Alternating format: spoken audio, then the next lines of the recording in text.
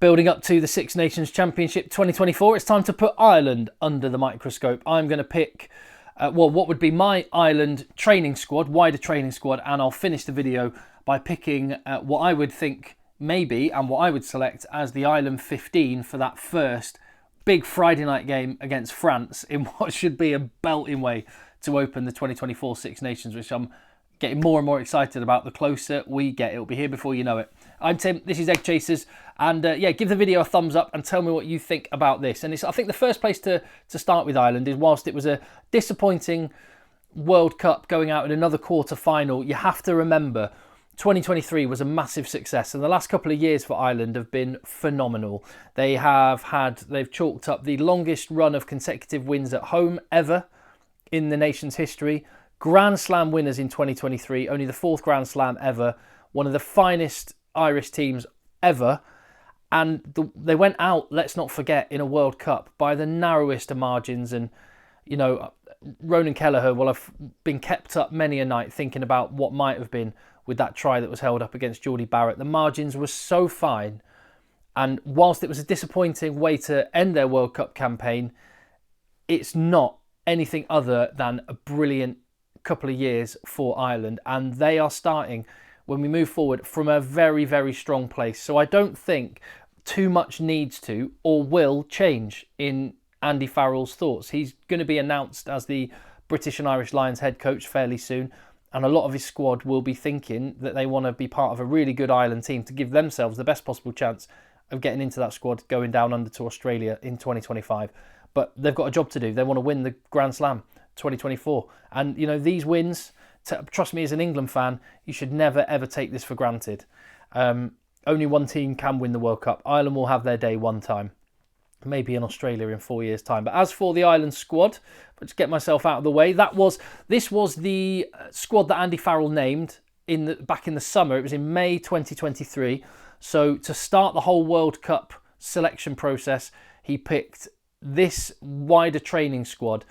And just to emphasise what I'm talking about, not a lot needs to change. When you actually look around the squad, there is only Keith Earls and Johnny Sexton, who are no longer available from that squad due to international retirement. And Jeremy Loughman was added, I've just added his name because he came in as an injury replacement for Cian Healy. But, that's a pretty good bunch of names. And I think that's a good starting point for where we should just focus when you look at the players that might come out of that group. I think there's 41 in that group, or 42 players that might come out of that group or might go into that group. Obviously, there are two players to replace in Keith Earls and Johnny Sexton. Other than that, where'd you go? There's a bunch of new players, and I'm going to take you through these. In fact, I've got 13 potential new additions to Andy Farrell's squad. I don't think he will pick 13 new additions, but there's just 13 players, and I'm just going to put the caveat out there straight away. This is based on what I've seen. I haven't watched every game of Munster, Leinster, Ulster and Connacht, so please, if you know better than me, and there's a very good chance you do, then let me know in the comments. That's what it's there for. And if you get value from the channel, I would love it if I would earn your subscription. But based on what I've seen, I think Ireland have an ageing front row, which they need to inject some new blood into. And Ollie Jaeger has come from the Crusaders back to Ireland. He was, I think, born in London, raised in Ireland, went to Blackrock College, which is a breeding ground of some of Ireland's great rugby players. And he's back on Irish soil, and he's a big old unit and a good scrummaging prop, and tight head props worth their weight in gold. I could well see him being included. Whether his recent injury is going to prevent that, we'll see. But in terms of front row, Tom Clarkson at Leinster is an up-and-coming tight head prop. He's definitely one for the future, I think. Watching his rise with interest. Could he take over from Tadhg Furlong? We'll see in time. And on the other side of the scrum at Leinster, have they got a ready-made replacement for Cian Healy? 21-year-old Jack Boyle looks the business, this kid. I like the look of him a lot. And what better player to learn the trade from than having Cian Healy right there to teach you a thing or two. Just that is worth its weight in gold, isn't it? And then moving into the second row, primarily second row, but he has played on the flank. In fact, I think he was playing at the weekend at flanker for Munster. I do like the look of Tom Ahern. He's a long man, 6'9", A rangy runner, athletic guy, brilliant line out forward, as you would imagine for someone his size. And do you know what? Go back a couple of years and everyone was very excited about Gavin Coombs in Munster. Gavin Coombs is a really solid player, don't get me wrong, and he's been in and around the Irish squad. But I think Tom Ahern may take potentially Gavin Coombs' spot. I'll come to that in a little bit. Elsewhere in the back row, also at Munster in the lock position, second row, Edwin Adogbo. He looks a meaty rugby player, just one of those guys that will just hit rucks all day long. He's got more to his game than that, but a big physical unit, aged 21 right now. He is absolutely one for the future for Munster and for Ireland. I think as well he's injured and that may prevent him having any involvement in the upcoming squad. We'll see about that one, but I'm going to assume that he would be available for now. Elsewhere in the back row, and again with Munster. It's good to see, and this is what I mean about Ireland having things in a really good place. Because Leinster have had this production line for years of amazing players just coming through one after the other. But Munster, what they're doing, you're starting to see the fruits of a lot of work that's gone in, and they're starting to produce some really good young players. And that's great for Irish rugby. And John Hodnett is another one. He's open side flanker. Caelan Doris has slotted in there for Ireland. Peter O'Mahony can be shifted round the pack to 7. But in terms of an out-and-out scavenging type 7, Josh van der Fleer has been the only one in the squad. John Hodnett seems to be doing that job for Munster, and I like the cut of his jib. And every time I watch Ulster, Nick Timoney is prominent, scoring bags of tries this season. He's been around and involved, and he's got Irish caps before, but he seems to be playing some really good rugby right now. So I didn't want to leave the pack without mentioning him. Moving into the backs and staying with Ulster, Nathan Doak is he's turning into a real leader for Ulster, and he's backing up John Cooney, sometimes starting ahead of John Cooney.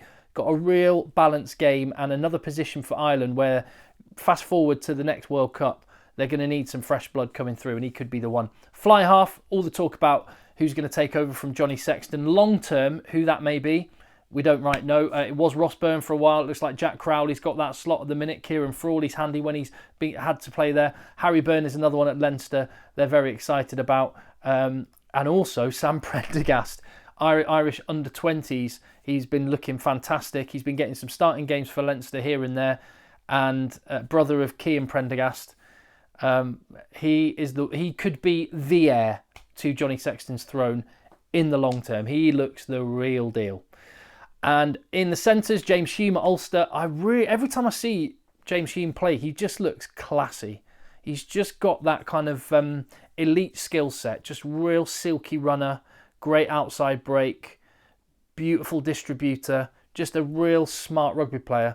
And also in the centre, Antoine Frisch. He's come over, he's French but Irish qualified. I think he's got an Irish parent. And he's moved to Munster and has settled in really quickly there. Big guy.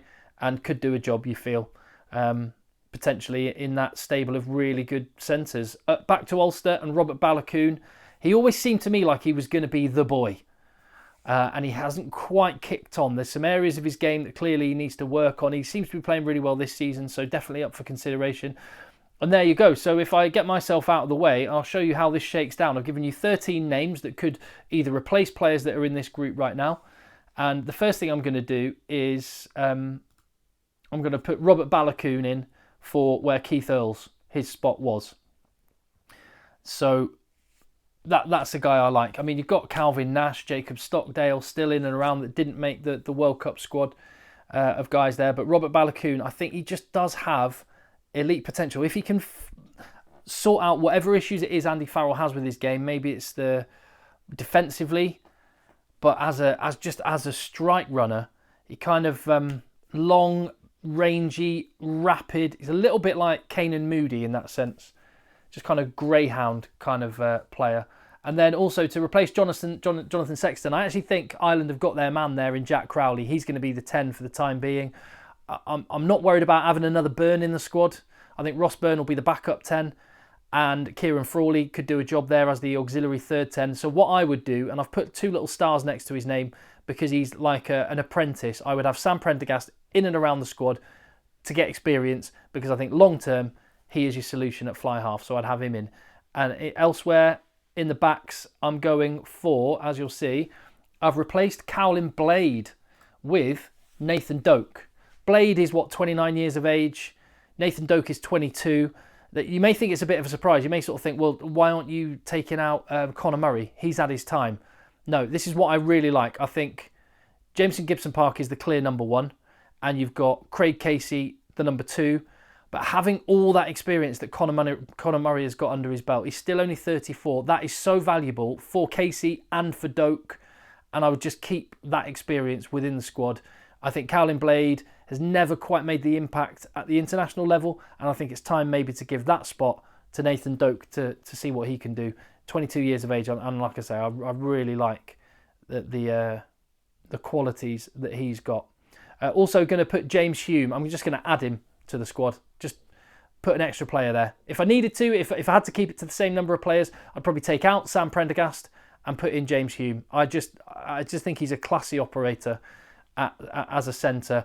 I'm going to leave Antoine Frisch for another day, see if he can keep doing what he's doing at Munster. But Ireland are stacked with centres, and that's all I would do is add James Hume, who's kind of a natural 13, and I think could really offer something. Into the forwards, and you see what I've done there is I've moved Jeremy Loughman, who was added to the squad for Cian Healy. Now, Cian Healy is 36, but much like with the Conor Murray selection, where I've gone keep the experience within the squad to help the young guys, act like a mentor, Dave Kilcoyne is 35, Cian Healy is 36, both loose-head props. You need to have a younger age profile in there, so I'm going to get rid of Dave Kilcoyne. And I'm going to keep the experience of Cian Healy there because I think he still can do a job when he's called on proper church, but he'll help the younger guys around. And talking to younger guys, Tom Ahern. There you go. I mentioned it when I talked about Tom Ahern. I've replaced Gavin Coombs with Tom Ahern, which Munster fans might feel that's a little bit harsh and they should both be involved. If Andy Farrell makes his squad larger, maybe you can accommodate them both. But if I had to make a pick, that is a change that I would make. I just think Tom Ahern, maybe his ceiling is higher than Gavin Coombs. And again, when you look at positions where you've got ageing players, Ian Henderson and Tyg Byrne come the next World Cup, maybe you can't have both of those because they'll both be an older age profile. I would also put Edwin Adogbo with that same thought in mind. I've gone Kieran Treadwell. Again, he's not too old yet. He's 28, 29, I think, at Ulster. But I would put Edwin Adogbo because I think his ceiling potentially, I just want him. I don't think he'll be involved in the Six Nations. And again, an injury might prevent that anyway. But even if he were fit, I don't think he'd actually get a cap. But get him around the environment. And potentially, here's what I'll do. I'm going to put Edwin Adogbo in as an apprentice. So he's just there for experience to accommodate another spot to get Ollie Jaeger in. Because as I mentioned, you need to get some of these extra props through. And Ollie Jaeger, 28 years of age. Who knows what he could do? Could he be an international prop? There's only one way you're going to find out. The next change I would make is adding Jack Boyle as an apprentice. I talked about keeping the experience of Cian Healy in. Well, let's let him stay in and around the squad. He'll be there with Leinster, with Ireland, and he can help mentor Jack Boyle, who looks to potentially to be, certainly to me, tell me if you disagree, looks to be potentially the real deal as a loosehead prop moving forward. And like I say, there's not a great deal of changes I would make to Ireland's squad. As for a team to play against France, sorry, let me just jump back. So not a huge amount of changes. And why would you make loads of changes when you've got a Grand Slam winning squad? There's talk about Peter O'Mahony's injury maybe preventing him. Hopefully he's coming back very soon. Be interesting to see what they do. I've picked a team to play against France on the basis that Peter O'Mahony will not be available. If he is not available, then I reckon the Ireland team might look like that. And the hardest choice I had to pick was at 6. Cian Prendergast or Ryan Baird. Both in the 23. One of them starting. I just edged with Prendergast. I've just been watching Connacht lately and he's been massively impressing me. Ryan Baird as well. I mean, what an athlete he is. So actually, do you know what? I'd be quite happy. Flip Baird and Prendergast round. One off the bench, one to start. If Peter O'Mahony is not available, that's what it would do. Maybe even if Peter O'Mahony is available. Maybe the War God is on the bench. But a big game against France, isn't it? And I mean, that's a pretty handy team. And as I say, why change too much when you've got such a good team and so settled. Jack Crowley, the other big name that jumps off the page there. Obviously, someone needs to fill the boots of Johnny Sexton. To me, it looks like Jack Crowley. And yeah, you'll notice on the bench, no Ross Byrne. I imagine Ross Byrne probably would be there for a game against France. But Kieran Frawley, the fact he can play centre, can play fullback, and can step in if needed at fly half, that just gave him the edge there. But I'd be quite happy with that if I were an Ireland fan. I'm quite envious of it as an Englishman, let me tell you. But tell me what you think. Am I on the money with any of those selections? As I say, I have not watched all of the rugby of all of the provinces, so I'm slightly ignorant to exactly what's going on. Tried my best to assess based on what I've seen, but you may have a different idea, and that's what the comments are for. Hit like, hit subscribe, and I can't wait for the Six Nations. It'll be here before you know it. See you on the next one.